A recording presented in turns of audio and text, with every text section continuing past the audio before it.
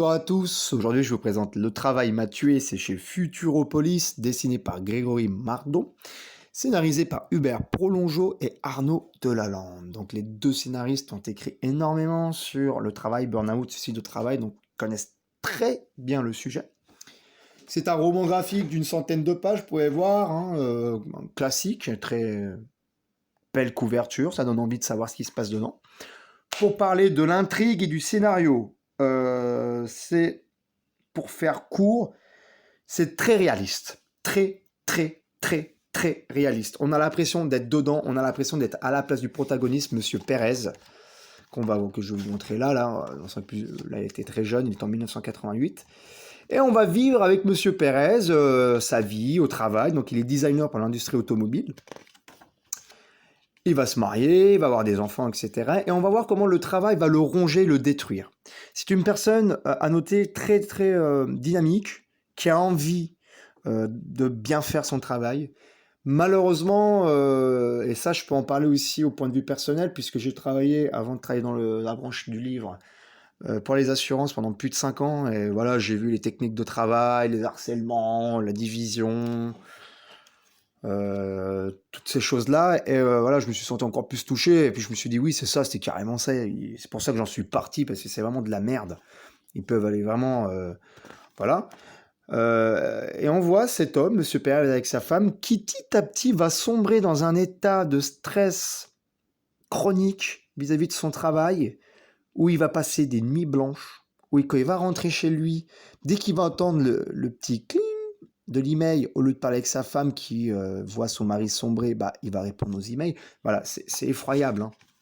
Ça donne froid dans le dos, mais c'est tellement réel, c'est tellement réaliste. Ça concerne combien de personnes, ça? Moi, je le ferai lire à tous les gens qui vont travailler à la Défense. Prenez ce livre-là, lisez-le. Est-ce que c'est pas vous, Monsieur Pérez? Hein?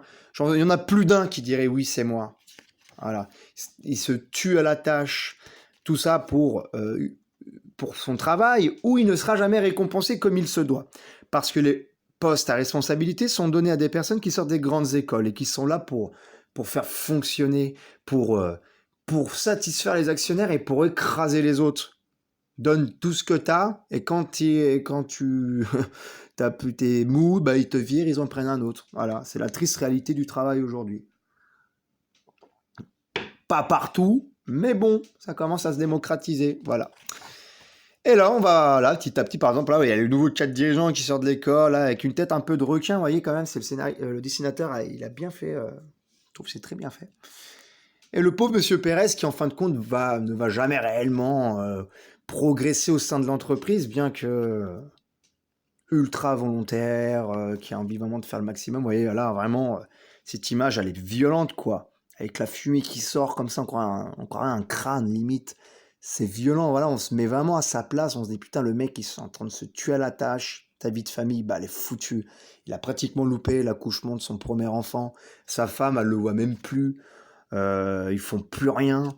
Il s'endort à minuit, 1h, 2h du matin pour se réveiller à 6h.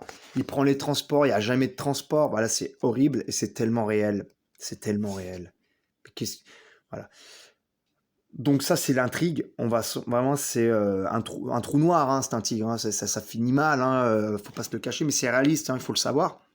Moi, j'invite tous les gens qui travaillent à la Défense, tous les gens qui travaillent dans les grands sièges à lire Le travail m'a tué. Lisez-le. C'est pas vous, Monsieur Pérez? Faites quelque chose pour votre vie, non? Je sais pas, changez. Ayez le courage. Voilà, moi je me suis barré parce que je travaillais dans les assurances, c'était de la merde. Pourri même. Et je suis bien content de travailler dans la filière du livre. Voilà, je me suis donné l'opportunité de le faire. J'ai eu de la chance de le faire, bien évidemment. Il y a des gens qui ne peuvent pas, malheureusement. Et ça, c'est très triste. Ils sont vraiment dans une spirale noire. Ils peuvent pas en sortir. Et ça, moi, je l'ai vu de mes yeux et ça fait de la peine, quoi. Ça fait de la peine. Ça fait vraiment de la peine. Voilà, on est en France et on se dit, voilà, le travail, quand même, machin truc. Mais non, le travail, c'est pas tout rose, hein. Et puis, bien évidemment, qu'on a une famille, des dépenses, des crédits, on peut pas se dire, je me barre comme ça, on a peur. Et puis, tout est fait pour ces entreprises-là. Et là, c'est bien documenté, c'est bien retranscrit, que tu as l'impression que l'entreprise va tomber si tu ne viens pas au boulot, hein. Ça, c'est vraiment des techniques de management de requins. Donc voilà, vis-à-vis du dessin noir et blanc qui fonctionne très bien, moi j'adore, c'est très joli. Et cette teinte de couleur à chaque fois qui nous permet de suivre le récit, c'est des indices spatio-temporels qui nous permettent de comprendre l'heure ou le moment ou la sensation. Voilà. Là on voit que c'est le soir, là c'est rouge, donc il rentre avec le taxi chez lui, il est 4h45 du matin, il est encore entrant à moitié en stress. Il s'endort pour se réveiller à 6h45, voilà les yeux blancs. Voilà, ça nous permet ça nous donne un message, cette palette de couleurs à chaque fois. Gris au travail, rouge quand ça va mal, voilà, ça nous permet de suivre le récit différemment, je trouve ça réussi. Ça me fait penser à la BD Le Perroquet de SP, avec un coup de couleur qui permettait également de véhiculer autre chose que voilà, le dessin et le texte. Hein, la bande dessinée classique, là, ce fond, cette teinte, elle apporte quelque chose. Et c'est très bien fait. Et voilà, c'est très varié. Là, voilà, on le voit sur le quai du métro, il se dit, voilà, pourquoi pas me lancer et mourir sous un train, quoi. Et ça, c'est des sujets qui reviennent très souvent. Hein. Vous vous informez sur le sujet, vous allez voir les gens qui pensent se jeter sur le train. Et puis, pour ceux qui prennent les transports, un accident grave de voyageur, c'est un suicide. Hein. Il y en a souvent. On n'en parle pas assez, bien évidemment. Donc, voilà. C'est une BD très, très trash. Ça finit mal, mais elle dénonce pas mal. Et elle est tellement bien faite qu'elle s'adapte à un grand public. Franchement, elle s'adapte à un grand public. C'est pas une BD qui va pour les spécialistes, pour les BD-philes ou ce que vous voulez. Non, ça c'est pour du grand public. Donc je la conseille à tout le monde. Si vous avez dans votre entourage des gens qui vont mal vis-à-vis du travail, donnez-leur ça. Ça coûte combien celui-là? Il coûte 19 euros. Voilà, 19 euros, faites-leur un cadeau, donnez-leur ça, quoi. Lis ça dans les transports en revenant du travail. Voilà. Ça leur permettra peut-être de voir les choses autrement avant d'en arriver à certaines décisions assez graves telles que le suicide. Hein. C'est quand même sérieux. Donc voilà. Le travail Mathieu, c'est chez Futuropolis. J'espère que cette vidéo vous a plu. Désolé pour la longueur de la vidéo. Et je vous dis à très bientôt.